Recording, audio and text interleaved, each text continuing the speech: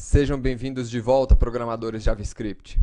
Agora vamos estudar o switch, que é a nossa outra estrutura condicional JavaScript. O switch, ele também permite, assim como a declaração if-else, a estrutura if-else, permite também a você realizar testes e executar operações caso uma determinada expressão seja avaliada como verdadeira. A vantagem aqui do switch se dá quando nós estamos fazendo uma única e uma mesma avaliação, né, para comparar com vários valores diferentes. Então, por exemplo, aqui na declaração switch, eu informo também a minha expressão. Mas eu comparo esta expressão, ou o resultado, ou o valor dessa expressão, com cada um dos casos que eu tenho dentro da minha declaração switch. Então, a minha declaração switch, ela se dá com uma expressão e, em seguida, eu coloco os casos de comparação. Então, se o sexo for igual a M, eu executo esta operação. Se eu quiser parar com as avaliações, eu coloco a palavra-chave break. Se ele não entrar nessa avaliação, ele passa para a segunda avaliação e compara o sexo com esse valor f. Se essa avaliação for verdadeira, ele emite essa mensagem de alerta, fêmea. E se eu quiser parar as minhas avaliações nesse ponto, coloco aqui a palavra-chave break. Se ele não entrar em nenhuma das possíveis situações aqui previstas dentro do switch, nós temos a possibilidade de utilizar a palavra-chave default, que é o equivalente ao else do if. Então, se nós quiséssemos montar essa mesma estrutura de avaliação, né, com if-else, eu poderia criar dessa maneira. Então, eu verificaria aqui, se o sexo for igual a M, executa essa operação.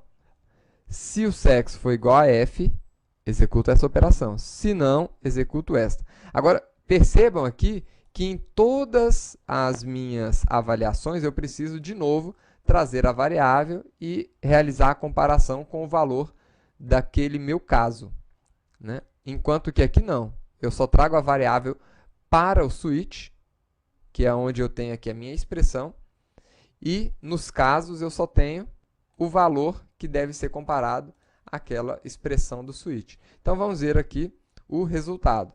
Se o sexo é igual a M, macho. Se for igual a I, indefinido. Nós podemos suprimir aqui o default, né? Seria a mesma coisa de colocar um if sem o else, né? E também podemos suprimir o break. Vamos ver uma situação onde a gente pode querer suprimir o break. Eu montei aqui um outro script. E vamos colocar esse script aqui para avaliar. Então, o que é que nós estamos fazendo nesse script? Né? Estamos avaliando qual é a tecnologia que está sendo informada. Se nós colocarmos aqui a linguagem Java, por exemplo, dentro do caso Java, né, dentro desse case, ele não executa nenhuma operação, mas ele continua avaliando. Ele entrou dentro de Java, vai executar o C, vai executar o JavaScript, vai entrar dentro de C e vai executar a mensagem de alerta, porque eu não brequei aqui essa avaliação. Vamos ver aqui o resultado. Então, é uma linguagem de programação. Se nós colocarmos aqui JavaScript, ele também vai avaliar como uma linguagem de programação. Agora, eu poderia colocar aqui, por exemplo, o PostgreSQL, que é um banco de dados. Ou poderia colocar aqui Zop.